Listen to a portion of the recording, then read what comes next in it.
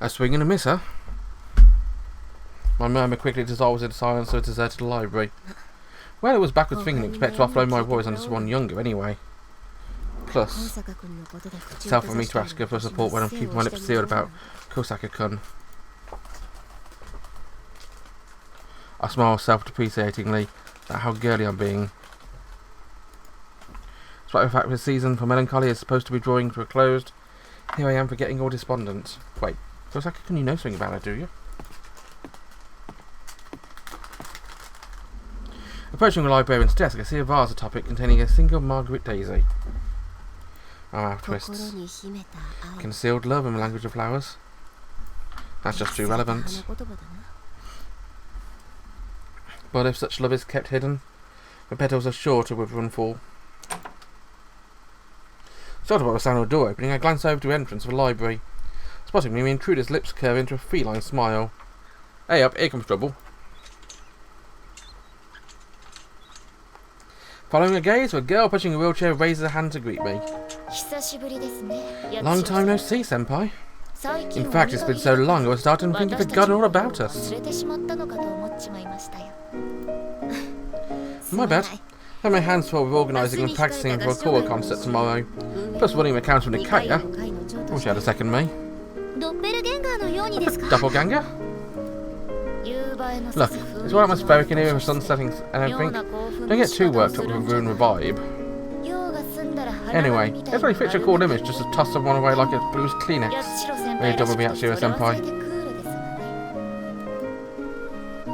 She smirks at me as I run a hand down my ponytail. Hey, I'm not lacking in honour. I do have some heart.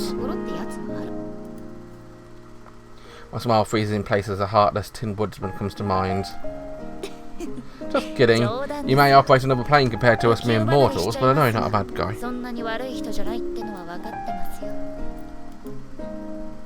Looks like she's not going to comment on my wooden expression.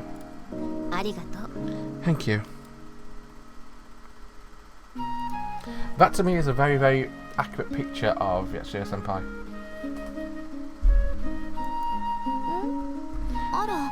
Oh dear. What's up? Came to borrow a book, but it seems Yuzuriha isn't here to check it out for me. I haven't seen her either, although I did just get here. I just stepped outside to the ladies. Maybe. Guess even Yuzuriha poops, huh? Did you say something, Erika? No, nothing. Go on, open and choose your book. She nods and heads over to the foreign fiction section. I'll let Martin watch the two of them. So, have you perfected your solo performance or contest tomorrow? Yeah, getting questions and she means browses the spines lining the shelf. Solo? Oh, you mean the final song? I just named solo. We're doing a duet with Neri.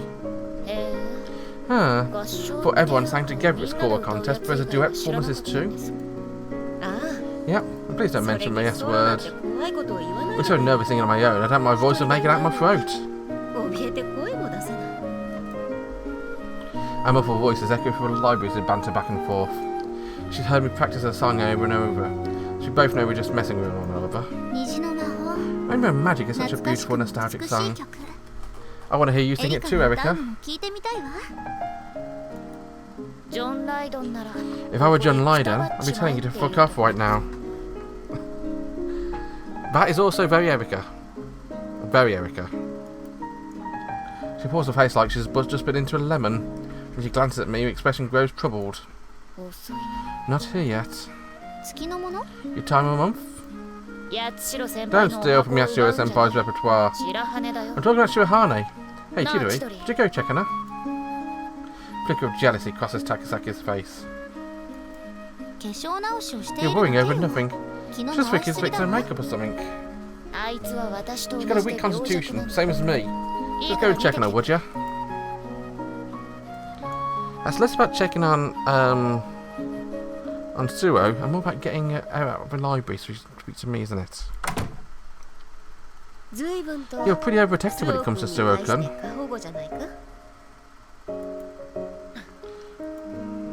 Rather than rising to my bait, she keeps her head lowered and she scratches her head. I can tell even without being able to look in her eyes that she's choosing her next words carefully. You want to be alone with me? Yes. I don't want Chidori to hear this.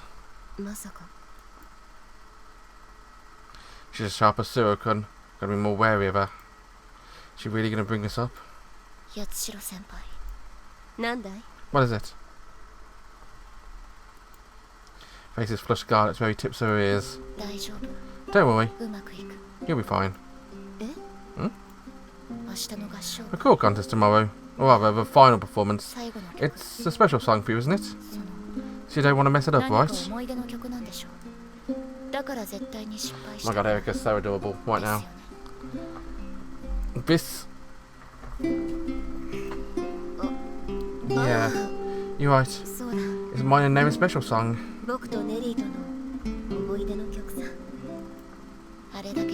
You practice so hard, you really have nothing to worry about. You got my seal of approval.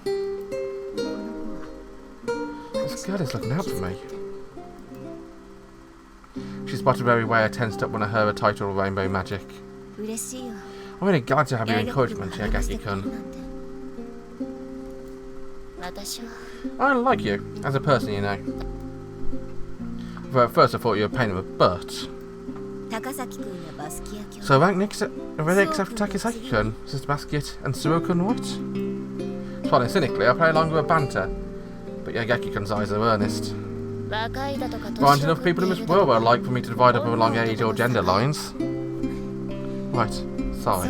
You see in her eyes how sincere she is wanting to encourage me, to inspire me. Behind the windows of her eyes, a fire crackles in her hearth, filling that inner room with warmth. She has every right to mess up her life. That's from a movie Amelie. Take those words at face value, it might sound like she wants to fail.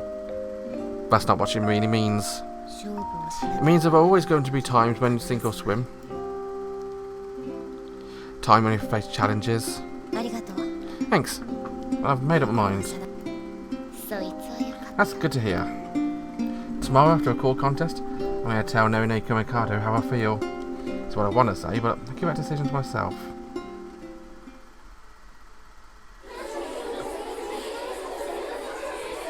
Now's no time to think of what you do not have. Think of it what you have. Line from Ernest Hemingway's Old Man of the Sea. Now's no time to think of what you do not have. Think of what you can do with what there is. That's a better line, to be honest. It doesn't come to mind because I've got time to spare. Quite the opposite, in fact. Each year, group has performed. And a choir club has finished singing their pieces too. That's a very sweet outfit. For some reason, there are times when I think I say the exact opposite of what I'm truly feeling. It's generally when I'm nervous. When I'm feeling sick or nervous, I casually ask for a drink, most relaxed expression. In face of some annoyances, I'll smile and crow. When things are getting interesting. I ain't no old fisherman. There ain't no time for thinking. Facing an audience eagerly awaiting our entrance to the stage, my body is startlingly cold and rigid, like I've turned to a block of ice. It's not just a regular stage fright, but the moment when I set my feelings in Neri once and for all. It's fast approaching. Are you ready? Oh god, we need to see Neri in this outfit. The soft voice comes from behind me. Neri. I mean, it suits Yuzuriha, but that is just angelic. Seeing my best friend dressed in a white gown serves only to heighten my anxiety even further. Gasp escapes my lips. Golden hair shimmers next to a white fabric. In this extravagant get-up she remains as elegant and refined as ever. What's the matter, Yuzuriha? You seem awfully nervous. Nervous? Forgot that feeling when I was still curled up on my mother's tummy. Again, a complete opposite of reality. No matter how badly I want to break down and voice my fears, I always put on a mask of a stout, unwavering Tin Woodman. When was it? When did you stop showing me the real you? Words are whispered directly into my ear, but my brain still can't measure the fact she's embracing me. So I can caught up a daydream. She wraps her arms tightly around me and pats me on the head like I'm a child, before affectionately stroking my hair. I may not be as strong as people, but you can still lean on me from time to time. Her smile is infinitely open and accepting. He pulls back from me and flashes a mischievous smile, like she's once more of a girl from my childhood. Then he extends a pale, delicate hand. Yuzuriha, give me your hand. What for? You'll see. I hesitantly reach out my own trembling hand towards hers. A handshake. Grips my hand, although it remains stiff in hers. What? You really haven't changed at all, Yuzuriha. You always lose your nerve at critical moments. Yeah, you're right. Grip my hand. Firmly. I try to do as she says, but my hand is strangely numb. My blood stopped flowing through it. Hey, do you remember when we first became friends? Of course I do. To be proper friends, you gotta do a proper handshake.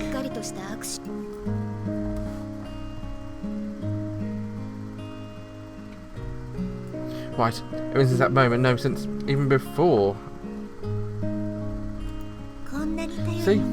There's nothing to be scared of when you have a friend beside you. Are you okay now? Yeah, now I'm just depressed, desperate to get out there and sing. The ice in my veins has melted. I clasp her hand back, returning her firm grip. Then, let's sing our song, Yuzuriha.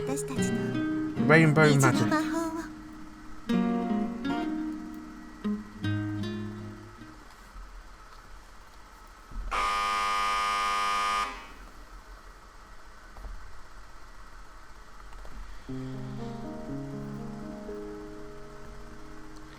The light piano accompaniment starts playing. The notes surely but surely lead me back to a past. And duet begins.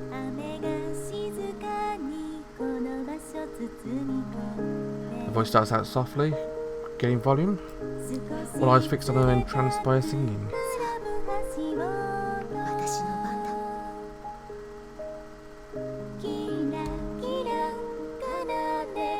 I joined my alto part, creating perfect harmony, finding that balance between drowning out the signs. The song that I taught Neri.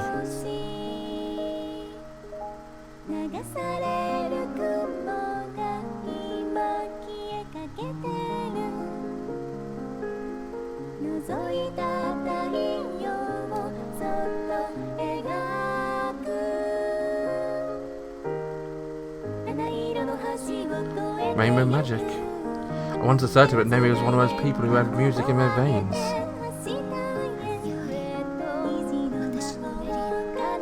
My Neri. She's been chosen by the music. The amazing thing about her singing is how her voice paints a picture. It's like those who listen are just lulled into a deep sleep, awakening from it to find with just a tiny piece of their soul left behind in a dream world. As for me, as she sings, it's like a wave that's curled around my feet, driving me back to the deep ocean depths of my past.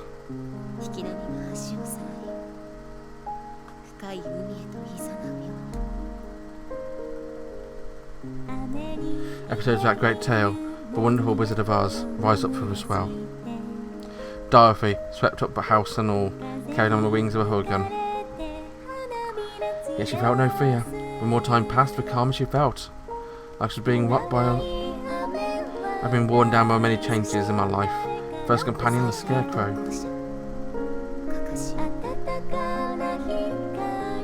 I felt any amusement when asked to accompany on a trip, in order to procure himself a brain. Instead, I felt confusion at bored and I feared how easily Dorothy had permitted him to join her. For the Scarecrow was a life-changing decision. In a few minutes, new encounters and stories opened up to him, just like my meeting with Saint Angraecum Academy. Then there was me. The Tin Woodsman, busted and stuck in place. He said he wanted to go with Dorothy to the Emerald City to get the heart he had lost from a wizard. During the year I stood there, I had no time to think of the greatest loss. I had known for I lost my heart, no one who can love is not the heart. With no real sense of self. I was just a tin doll, planted with hopes of my mother and father. And lastly, the Cowardly Lion. In anguish of her own cowardice, the lion begged to join Dorothy and her companions so he can talk to the wizard for courage. Like the lion, None Kamikado is hiding her own cowardice, her own inner feelings. Never attempted to reveal them. The lion said, "That doesn't make me any braver as long as I know myself to be a coward. I shall be unhappy."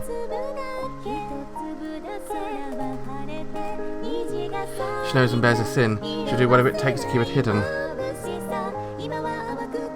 I don't believe she does it out of malice, but simple cowardice. And what's so bad about cowardice? Everyone has the things they lack the courage to say and act upon. Which is why I want to be her eyes so she can live without fear. My father once told me that within tango I saw colour differently. The painter sees the world a little differently, in a more vibrant hues than the rest of us. Perhaps she sees a completely different world to me. My pious and upright, cowardly best friend. In her eyes, Mary. She sings with all her heart.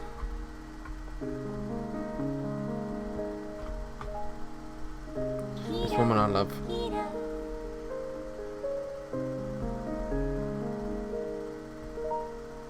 She forced back her cowardice and clasped hold of my hand. She looked at me in front of all the other people. When we were young, she was my hero. I mean, one day, I had to be hers. But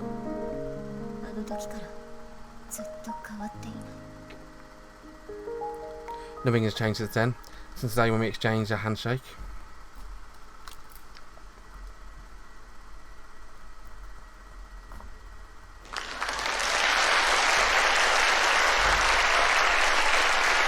The fire nose swallowed up by the hall. With his pause in one clap turns into a thunderous applause. You know what, I'm actually going to have to look up that song on YouTube since I couldn't really listen to it properly while I was reading text. I recommend you do the same. It sounded like a lovely song. Before we carry on, I'll save a game here, guys. Thanks for watching, a wonderful day, and bye-bye.